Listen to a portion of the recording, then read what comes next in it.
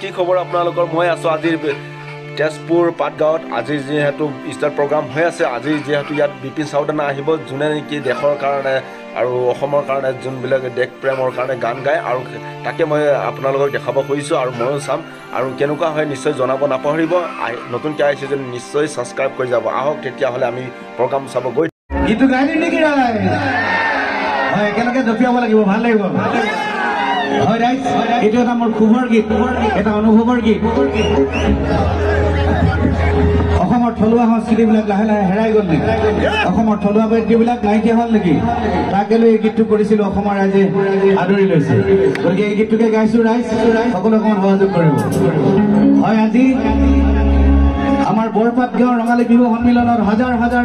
বিহু বুলি ৰাইজ আছে আৰু আপোনালোকৰ মাজত আছে কোটি কোটি জনতাৰ হিয়াৰা মুঠু আমাৰ অতিকে মৰমৰ এটা নিউজ চেনেল আছে এয়া হৈছে নিউজ লাইভ হয়নে নিউজ লাইভৰ editor in chief Syed Zahir Hussain ককাইদেৱে কৈছে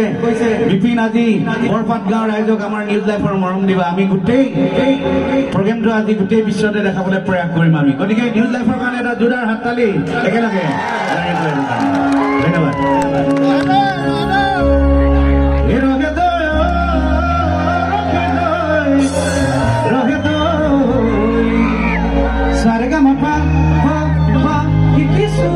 ভালে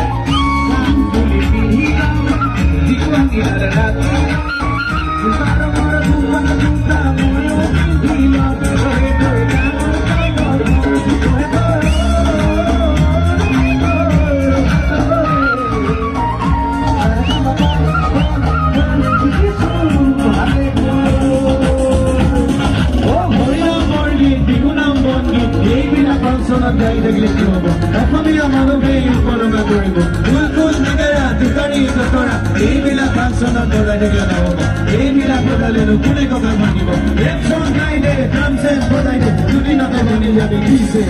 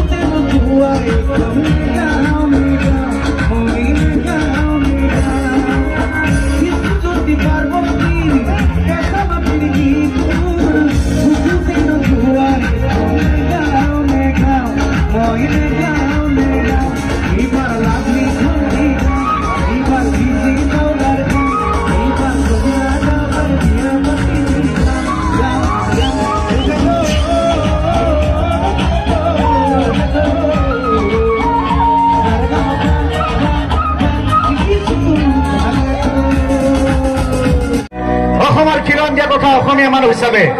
আপোনালোকে মোৰ কণ্ঠৰ লগে লগে এবাৰ কৈ দিয়ক ৰাইজ জয় আই অসম